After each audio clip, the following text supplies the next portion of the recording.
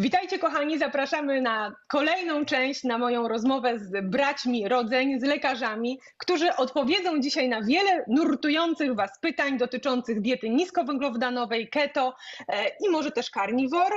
O to bym chciała Was dzisiaj zapytać. Nasz poprzedni filmik na temat cholesterolu, bo wiele osób się tym martwi i przejmuje. Bardzo zachęcam serdecznie do obejrzenia, wrzucę link w opisie, a dzisiaj przechodzimy do kolejnych pytań, na które mam nadzieję Łukasz i Mateusz nam odpowiedzą.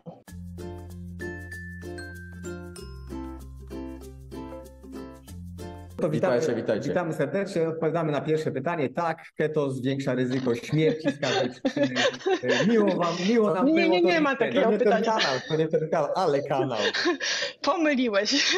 Słuchajcie, nie. Takie pytanie, które naprawdę się często powtarza, to są osoby, które nie mają woreczka żółciowego i które są zastraszane, że nie mogą jeść tłuszczu, nie mogą jeść mięsa. To naprawdę dostaję często to pytanie i bardzo chciałabym, żebyście powiedzieli takim osobom, jak sobie mogą radzić. Czy mogą w ogóle przejść na taką dietę, a jeżeli już, to czy jakoś specjalnie ją prowadzić? Jak to wygląda? Bardzo częste faktycznie pytania w naszych praktykach, ale też wśród osób, które nas obserwują. I oczywiście konkretnie to nie ma przeciwwskazań do bycia na stylu niskowęglowodanowym, czy nawet w ketozie bez pęcherzyka żółciowego. Dlaczego? Dlatego, że po usunięciu pęcherzyka żółciowego, który naturalnie, fizjologicznie jest po to, żeby gromadzić żółć, zagęszczać ją i podczas posiłku najczęściej tłuszczowego czy białkowo-tłuszczowego wyrzucać tą żółć do jelita cienkiego i tam w procesie emulgacji ułatwiać wchłanianie tłuszczu i tych substancji, cząsteczek, które są do niego przywiązane. No, jeżeli nie mamy pęcherzyka, to nie mamy tego procesu kumulacji żółci, ale organizm ludzki nie jest głupi. Tak samo jak nie jest głupi, że jak nie jemy na przykład 3 dni, to zaraz zje sobie mięsień, nerkę albo oko. Wcale tak się nie dzieje, tylko radzi sobie na przykład ketozą i zwiększeniem wykorzystania ciał ketonowych lub recyklingiem i wykorzystaniem uszkodzonych tkanek. Tak samo tutaj funkcję tego pęcherzyka przejmuje piętro wyżej, czyli wątroba. I my jako lekarze bardzo często widzimy u pacjentów po usunięciu pęcherzyka żółciowego taki charakterystyczny obraz jak poszerzone wewnątrzwątrobowe drogi żółciowe. Czyli wątroba poszerza swoje drogi żółciowe, które po prostu gromadzą żółć, bo nie ma tego pęcherzyka do gromadzenia żółci. I teraz jakie to niesie konsekwencje? Takie, że po zjedzeniu posiłku tłuszczowego ta wątroba uwalnia tą żółć, może nie tak efektywnie, może nie tak szybko, może nie tak skutecznie jak pęcherzyk, ale po to jest, żeby ta żółć w większej ilości dostała się do przewodu. I teraz oczywiście trzeba dochodzić do momentu tej ketozy pewnie wolniej niż inna osoba. Aczkolwiek mam pacjentów, którzy jak taki przysłowiowy dzik w żołędzie weszli i nic im nie było, ale są pacjenci, którzy wymagają wielu tygodni sprawdzania, co działa, co nie działa, a może awokado to za dużo, jedno całe, a może pół awokado, a może awokado jest jeszcze z ilością białka, a może 3-4 posiłki mniejsze, a nie na przykład omat. Czyli to wszystko jest kwestia już dostosowania do siebie, ale ta wiedza, którą właśnie teraz Wam podaliśmy, jest niezbędna, żeby sobie z tym poradzić. Czyli po prostu obserwowanie siebie, tak? Jeżeli się czujemy źle, jeżeli jemy jeden duży czy 2 większe posiłki, to lepiej jest wprowadzać pomału ten tłuszcz, mniejsze posiłki i więcej wtedy, tak? I pomału ewentualnie dopasowywanie po prostu do własnego organizmu, tak? Do tego, jak się czujemy. Bardzo często tak, to jest najlepsza droga, myślę, ze wszystkim, ale niektóre osoby, które mają na przykład zaadoptowały się 6 tygodni, 7 tygodni do stylu niskowęglowodanowego, ale dalej po nawet, nie wiem, kubku rosołu albo zjedzeniu steka mają tłuszczowe biegunki, tak? Czyli widać, że ta żółć może jednak nieefektywnie działa, no to te osoby, zdarzyło mi się parę razy zalecić żółć zewnętrzną, jest żółć wołowa na przykład dostępna na rynku w postaci suplementu i to też może pomóc. Wiesz co, bo teraz przejdziemy do takiego drugiego pytania, które chciałam później zadać, ale ono może być tutaj właśnie odnośnie tego, co powiedziałeś, ponieważ są takie osoby, tylko że to nie są właśnie już osoby, które mi pisały, że nie mają woreczka żółciowego, więc przypuszczam, że tutaj nie jest ten problem, ale też właśnie piszą, że się czują źle po jajach, no ale to może być oczywiście alergia na białko na przykład, znaczy czy nietolerancja, wiele osób ma, ale ostatnio mi taka napisała dziewczyna właśnie, że źle się czuje po tłustym mięsie, po rybach, po jajkach i po rosołach i że mam mdłości, ciężkość w żołądku i odbijanie. I jaka może być tego przyczyna i co wtedy zrobić taka osoba powinna? Świetne pytanie, oczywiście tak. Odpowiedź jest taka, że po pierwsze nie znamy historii tej osoby. Nie wiemy, co ta osoba ma na myśli, mówiąc o konkretnych objawach, ale żeby pomóc takim osobom, to pierwsze, widzę pewną grupę osób na stylu niskowęglowodanowym, które konstruują styl niskowęglowodanowy w oparciu o tłuszcz. My nie jesteśmy propagatorami klasycznej ketozy, czyli stosunek 4:1, czyli ilość tłuszczu i białka do węglowodanów to jest 4:1, czyli to klasyczne keto, o którym mówię, to jest keto oparte na tłuszczu, a to powoduje prędzej czy później zgagę, prędzej czy później właśnie takie uczucie pełności. Bardzo często biegunki i to nie jest dobry sposób, chyba że chcesz, nie wiem, leżysz w klinice i masz lekooporną padaczkę, to wtedy to jest może skuteczne. Czyli tu bym się zastanowił, czy ta dana osoba nie dodaje na siłę za dużo tłuszczu. To jest po pierwsze. Po drugie, może jeszcze nie jest zaadoptowana i cała ta flora jelitowa, no przecież słuchajcie, no w jelitach mamy, z tego co pamiętam, chyba 14 trylionów bakterii, różnych szczepów, gatunków, podgatunków, które ze sobą rywalizują. No całe życie przewagę miały bakterie, które żywiły się często glukozą, które były przyzwyczajone do makaroników, które były przyzwyczajone do chlebusiów i nagle my dajemy im całkowicie co innego. No to muszą jelita odczuć to, chociażby w postaci biegunek, chociażby w postaci wzdęć, chociażby w postaci jakiegoś przelewania, ale u większości osób jednak te dolegliwości powinny się normalizować w miarę adaptacji i utrzymywania tego stylu życia. Dobra, kolejne pytanie, które się powtarza bardzo często, to są zaparcia, ponieważ w zależności od tego oczywiście na jakiej wersji jesteśmy keto, bo możemy jeść dużo roślin, dużo błonnika, a możemy przejść bardziej w stronę właśnie tego tłuszczu, mięsa albo nawet diety carnivore, gdzie praktycznie nie mamy tego błonnika. Tutaj też są kolejne obawy wielu osób, ale wiele osób się właśnie skarży na zaparcia. Jakie są wasze rady i czy w ogóle przede wszystkim, czy to są zaparcia i jak określić, że już są zaparcia, a jeszcze nie? Rzeczywiście to jest jedno z najczęstszych takich sygnałów, które zgłaszają pacjenci, osoby zmieniające styl życia na styl niskowęglowodanowy. Czy to są zaparcia, czy nie, to jakby nie będziemy tutaj jakiejś wiedzy uniwersyteckiej przedstawiać, bo to dla tej osoby oznacza, że po prostu robiła kupę częściej, a teraz robi rzadziej po prostu i tyle. I bardzo ważnym... Widziałeś kupa? No można, na moim kanale można. Rozumiem. W internecie marketingowo to się rozchodzi. Tak, jakbyś mógł powtórzyć. Kupeczkę.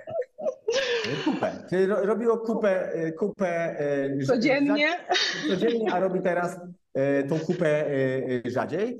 No i to, co my zauważyliśmy i rzeczywiście tak jest, to można sobie z tym poradzić, to po pierwsze nawodnieniem, zadbać o to, żeby zwiększyć ilość nawodnienia, ale bardzo ważne jest to, żeby zwiększyć ilość magnezu. Magnez, najlepiej w postaci cytrynianu magnezu, sprawia, że ta mięśniówka jelit pracuje zdecydowanie lepiej i to jest ważny sposób, jak sobie z tym poradzić. Dobrze. Kolejne pytanie to jest uzależnienie od cukru. Jak się pozbyć tego, że nawet jak jesteśmy na keto, nawet jak jesteśmy w ketozie i nawet niektórzy po 2 latach czy 3 nadal ich ciągnie do słodkiego i cierpią no i co zrobić, żeby w ogóle tego już nie czuć, żeby nie było tego problemu, że mamy ochotę na cukier? na Po słodycze? pierwsze, ja czuję wdzięczność naprawdę, że ty zadajesz takie pytania, bo już powoli nie da się zakrzyczeć faktu, że istnieje coś takiego jak uzależnienie nawet nie tylko od cukru, jak od jedzenia, zwłaszcza przetworzonego.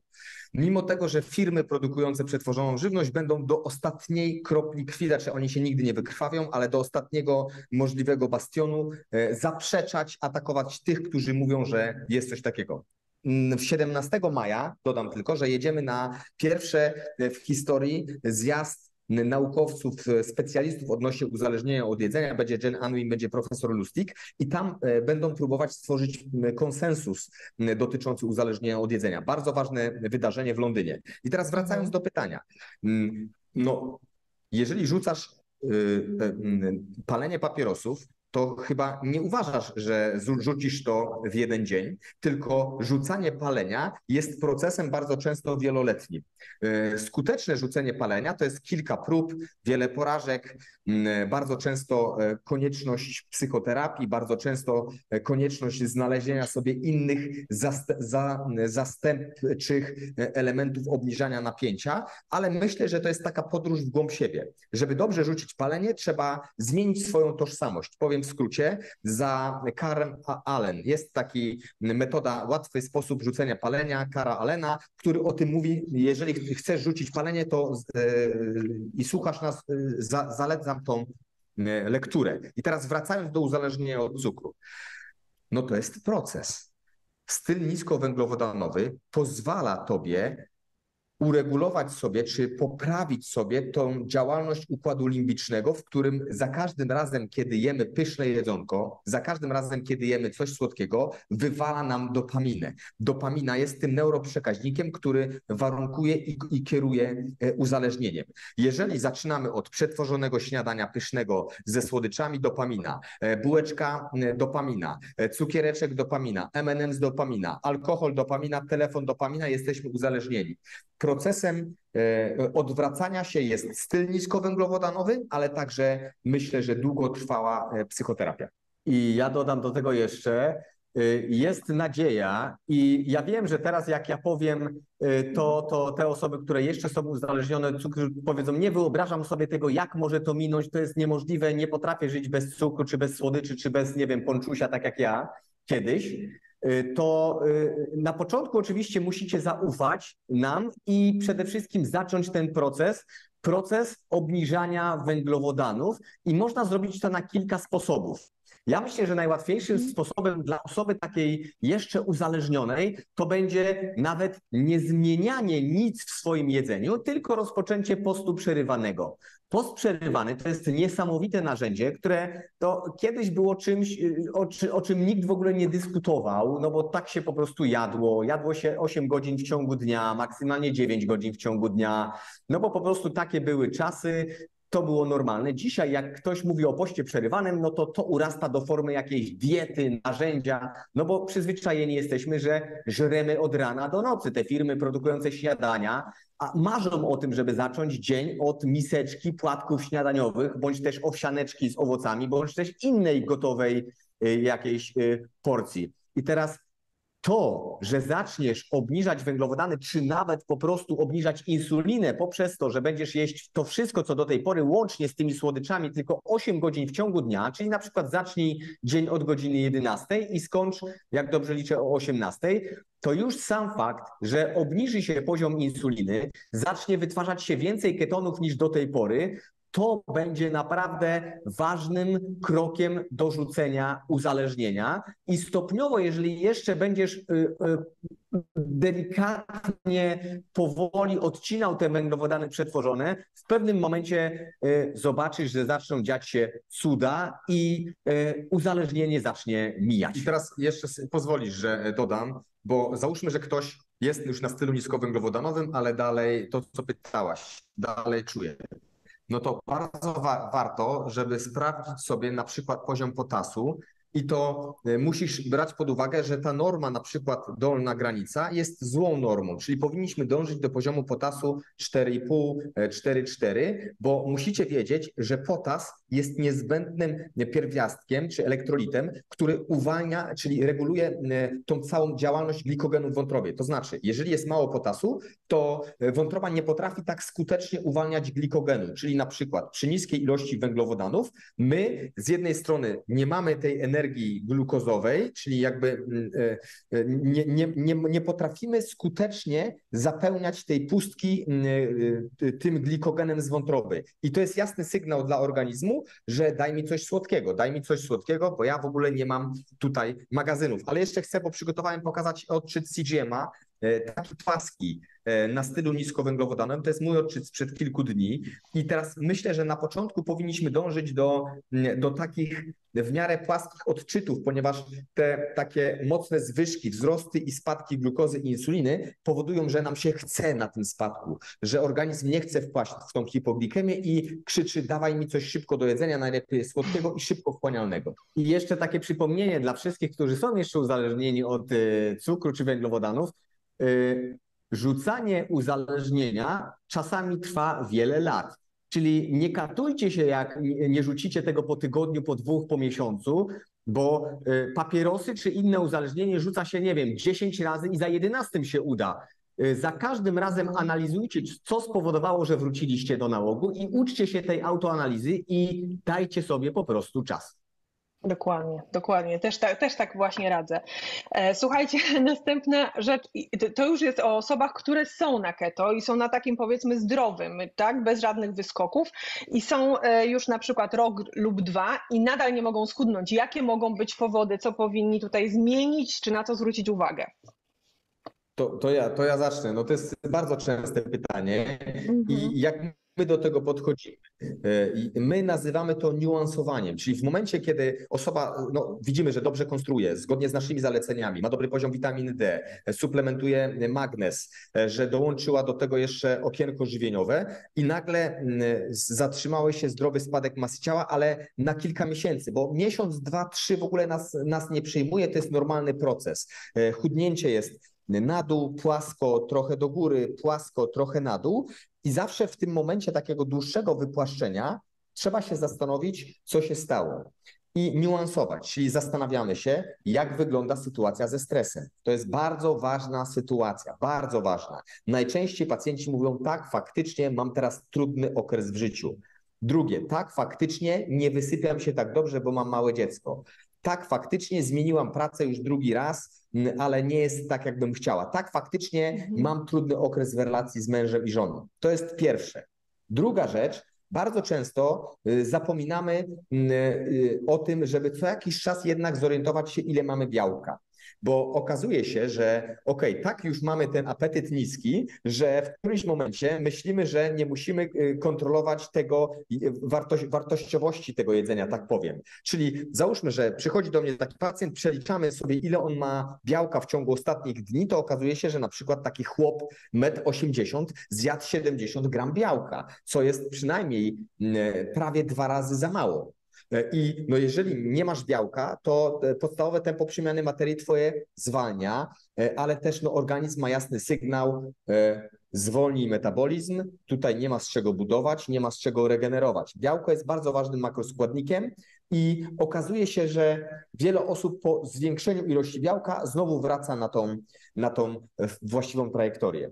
Ja bym do tego jeszcze dodał element ćwiczeń oporowych i element postów. Tak jest. Post to jest niesamowite narzędzie, które jest zapominane i to jest w tym momencie, kiedy ktoś mówi, że właśnie ponad pół roku już masa ciała stoi, to warto, żeby przełamać tą insulinooporność, wprowadzić coś takiego innego do twojego organizmu. Organizm nie lubi nudy. Nie ma takiej możliwości. On Z zaskoczenia działać. Dokładnie. Tak jest. Więc po pierwsze, zmień okienko żywieniowe na przykład jak jadłeś pierwszy posiłek o 11, no to zjedz o 8 rano albo wcześniej, jeżeli masz taką ochotę oczywiście, nie ma co się forsować na siłę, albo dorzuć sobie raz w tygodniu 24-godzinny post organizm ma widzieć, że ty chcesz mu dać urozmaicenie. Dobrze, słuchajcie, a jeszcze teraz odwracając sytuację, bo też jest grupa osób, które nie chcą schudnąć i boją się i właśnie gdy przechodzą na takie diety, to chudną i nie chcą, żeby to trwało za długo i żeby to było zbyt widoczne, drastyczne i tak dalej. Co zrobić wtedy?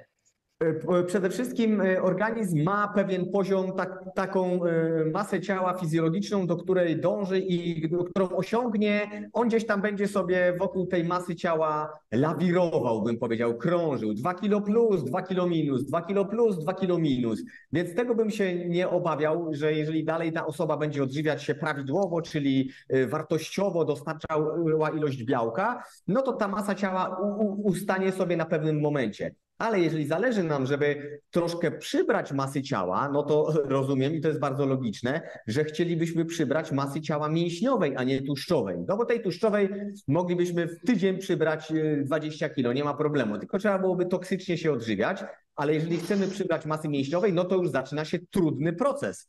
Zdecydowanie moim zdaniem łatwiej jest schudnąć, stosując zalecenia niskowęglowodanowe, niż przytyć mądrze, czyli masę mięśniową, dlatego że wtedy wymagane jest jednak często kontrola ilości białka, którą spożywasz, ale do tego musi dojść ćwiczenie oporowe, bo to białko nie wbuduje się w takiej ilości, jakbyś sobie chciał, człowieku, w te mięśnie, bo musisz jeszcze dać sygnał tym mięśniom, że to białko, które zostało zjedzone, musi się wbudować w masę mięśniową. To jest bardzo często wieloletni proces i to nie jest zdecydowanie trudniejsze i bardziej skomplikowane fizjologicznie niż chudnięcie. Mam pacjentkę taką, której z jednej strony tak, wycofałem stłuszczenie wątroby, czy sama sobie wycofała dzięki wiedzy ode mnie, cukrzycę typu 2, nadciśnienie tętnicze, jakieś rok temu odstawiłem jej ostatni lek beta bloker, ale ciągle chudła i zastanawialiśmy się, mówię, kurczę, no dokładnie tak jak ty.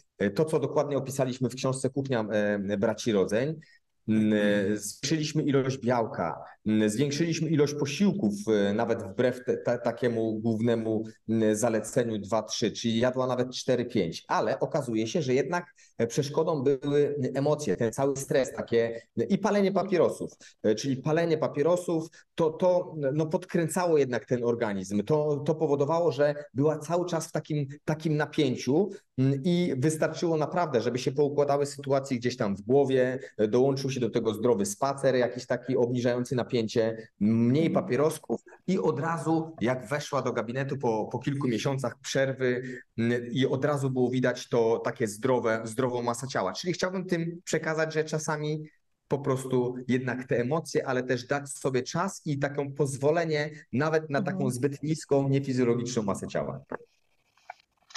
Dobrze, jeszcze jedno, na pewno się też spotkaliście z pytaniami o gout, bo to też jest choroba podagra, tak? Gdzie pierwsza rzecz, którą każą lekarze zawsze od wielu lat kazali wyrzucić, to było mięso. I ludzie są przerażeni, nie chcą, właśnie boją się pić przede wszystkim wywarów, rosołów i jeść mięsa. Co poradzić takim osobom? Czy takie osoby w ogóle mogą bezpiecznie być na diecie keto?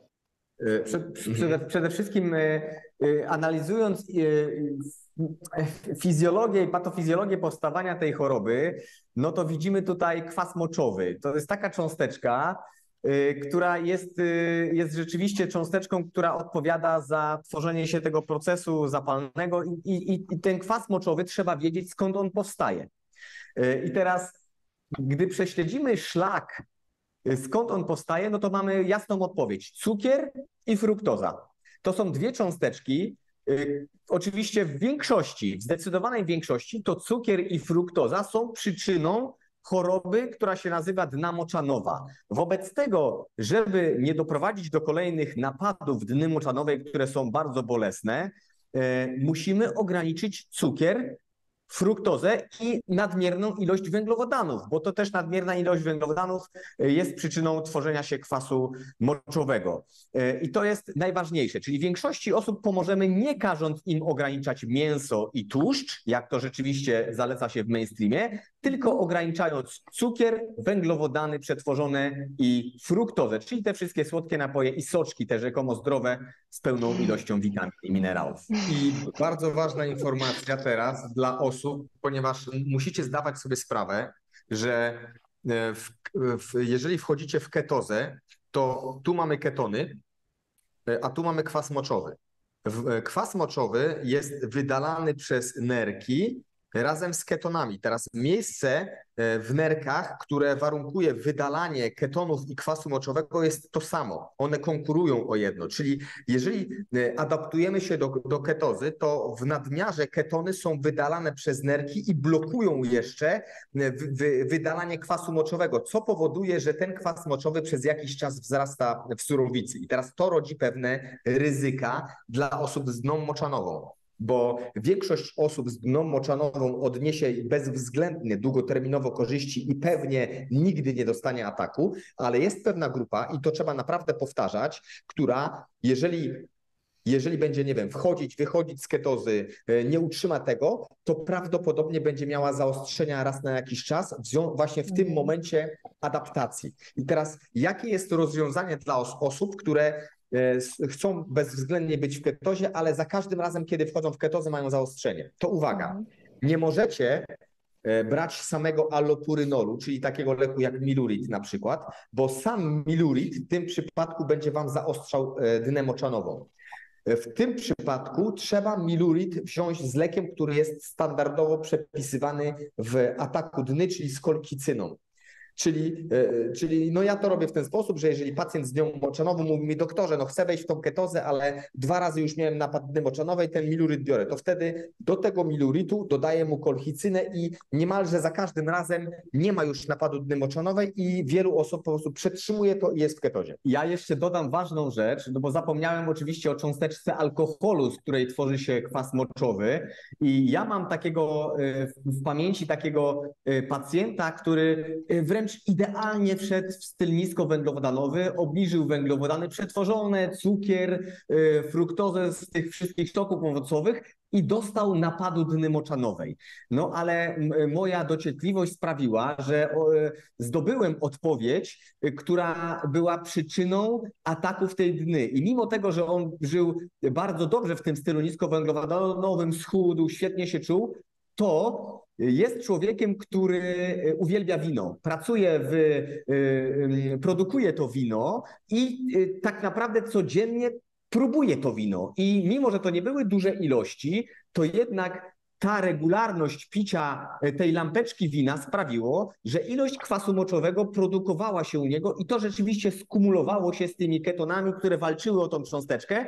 Więc to jest też ważna wskazówka, bo jednak w tym naszym społeczności niskowęglowodanowej wino uchodzi za taki dostępny napój i ja mam wrażenie, że powinniśmy to powtarzać, bo on jest często nadużywany.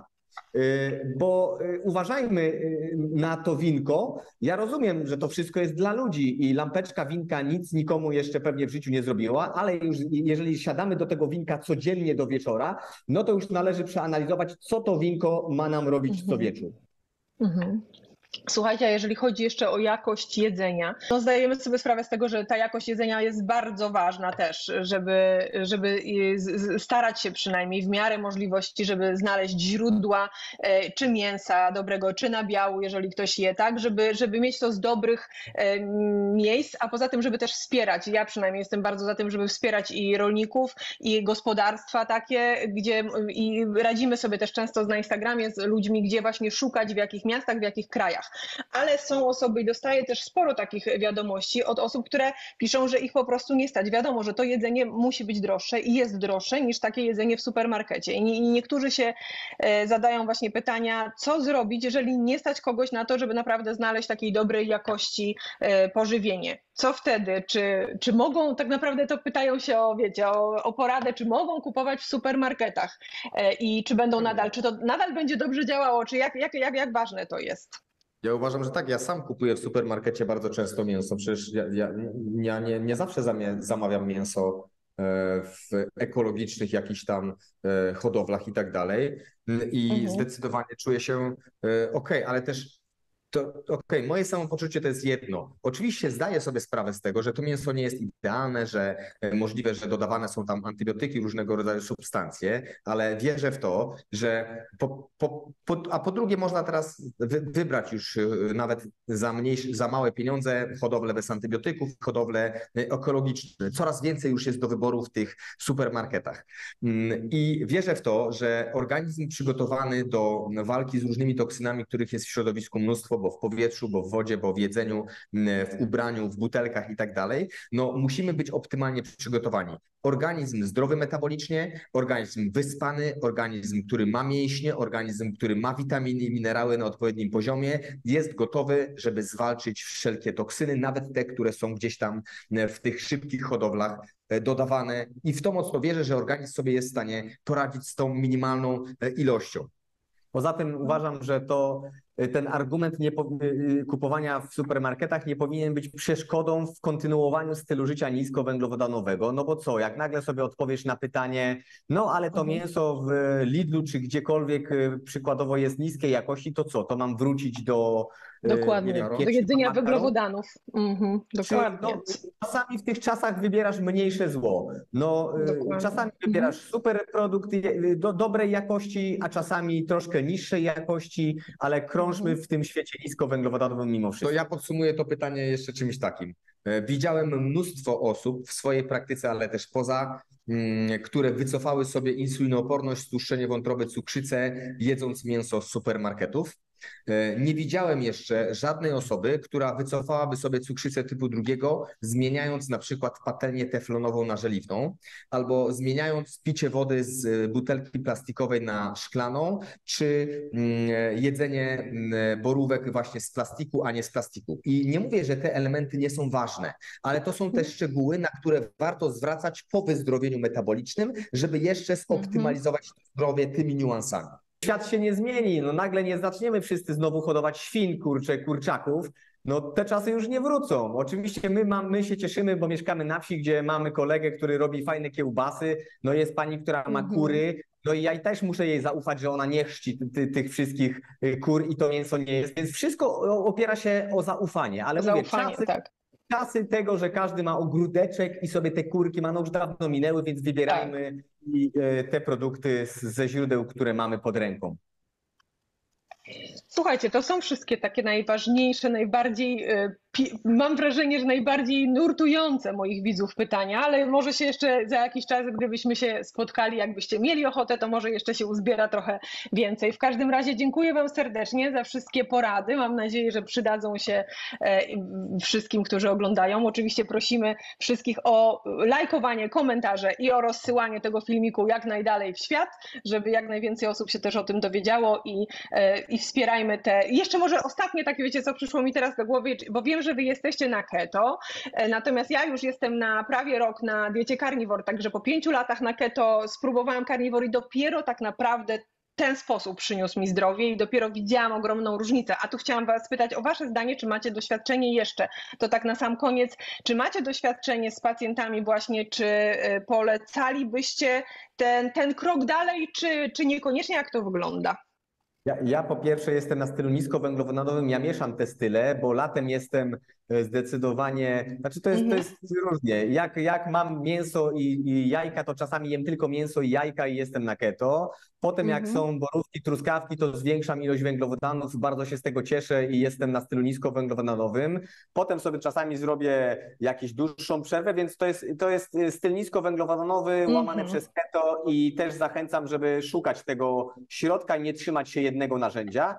A co do carnivore, ja traktuję carnivore jako świetne narzędzie do wycofywania chorób, których nie wycofał styl niskowęglowodanowy i w szczególności jest to bardzo fajny styl odżywiania dla tych wszystkich, którzy chcą sobie zresetować układ odpornościowy, układ autoimmunologiczny, w sensie takim, żeby głównie chodzi mi o alergie różnego rodzaju, czy jakieś wypryski kontaktowe. Zaczynasz carnivore i stopniowo wprowadzasz w tym świecie niskowęglowodanowym produkty i obserwujesz, jak reaguje twój organizm. Dla mnie to jest styl idealny pod to, ale osobiście ja nie mam zamiaru być na carnivore, uwielbiam mięso i czasami jestem, czyli jem mięso, jajko, ale nie wyobrażam sobie nie żyć bez truskawek, bez malin czy bez borówek albo bez innych elementów, które cały czas są niskowęglowodanowe, a nie są akceptowalne w tym świecie carnivore, więc dla każdego coś miłego. Ja podobnie tylko powiem, jestem w ketozie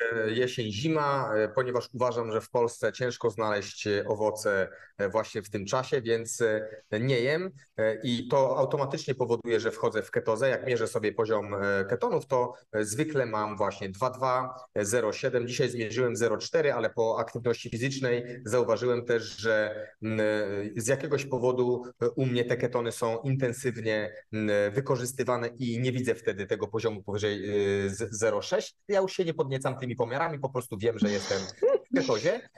A latem to tak jak właśnie mamy dostęp do lokalnych owoców. Lokalny owoc to jest właśnie malina, truskawka, to nie jest melon. W Polsce nie ma melonów, aczkolwiek lubię sobie czasami melona wtedy do jogurtu dodać, ale zimą zdecydowanie nie. Carnivore, super opcja. Tak, plus ja jeszcze dodam, bo to będzie takie, myślę, że inspirujące dla wszystkich, którzy uważają, że to taki radykalizm jest i taki trudny styl życia. Ja ostatnio pieczemy pieczywo niskowęglowodanowe, no bo ja mam 2 dzieci, dzieciaki jedzą pieczywo, ale zamieniliśmy to pieczywo toksyczne, pszenne na pieczywo z własnych gdzieś tam mieszanek albo kupowanych mieszanek niskowęglowodanowych i ja bardzo lubię sobie zjeść taką kanapeczkę takiego pieczywa niskowęglowodanowego posmarowanego grubo masłem i nie widzę w tym żadnego problemu. To jest odpowiedź dla tych, no to co jeść, panie doktorze? No jeść bardzo dobre pieczywo, tylko nie to toksyczne, tylko to niskowęglowodanowe. W dzisiejszych czasach mamy mnóstwo opcji na zrobienie sobie w domu pieczywa, które nie podniesie ci insuliny, które nie jest czymś pustym, wręcz szkodliwym dla organizmu. Wszystkiego dobrego życzę Wam i dziękujemy widzom wszystkim za oglądanie. Dziękujemy. Super.